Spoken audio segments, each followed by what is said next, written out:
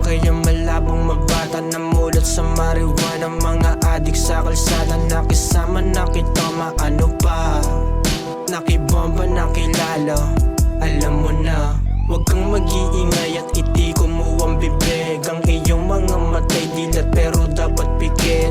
Huwag kang mag-iingay kunwari walang narinig. Ganyan ang buhay sa kalsada, huwag kang magpapabilis. Sabi sa'kin nung isang tropa, huwag daw muna lalabas kasi mamayang gabi may tutumba daw sa labas. Paano kasi ngayon wala nang kwenta yung batas? Paano mo susunodin kung sila rin lumalabag? Sa magkaiwalay na bypass operation sa Rodriguez Rizal.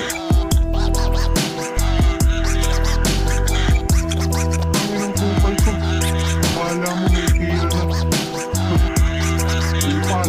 Akin na muna yung mahiwag, sisindi lang para lalong tumama. Ayaw ka magdroga, magtamang inalo, tamang sabog tapos tamang tawa. Meron lang akong gagkwento, di mahilig sa invento. Para to sa mga gago, nagpupumilit magiloko. Madali ka lang magawa ng kwento. 20 mil ka lang meron ng sasabog na ulo. Nagyayabang ka lang, ibinangga mo sindikato. Demonyo ka, di ba ba't lalapit kay Heso Kristo? Kaya mag-ingat sa daanan, sa iyong nilalakaran. Tingin kaliwa kanan at baka may kalaban. Kung merong kasalanan, huwag kang padaan-daan. Baka kinabukasan di ka na mabalitaan. Sa magkaiwalay na bypass operation sa Rodriguez Rizal.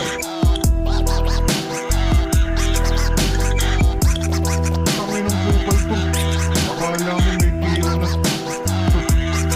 Kupal. Sa pagkalagong nalulung, kaya di na mapigil ang pagkabulong. Pero di pa sapat na pagkakaangat, tunog ng paawa ang pag-alulong. Ano't ano man ang iyong kinalaman, magkaroon pa dyan ng bintangan. Mamatahin meron pang kindakan, di kong bibigyo lang ang kailangan. Dahil di na rin naman to biro, paulito ang pabibo.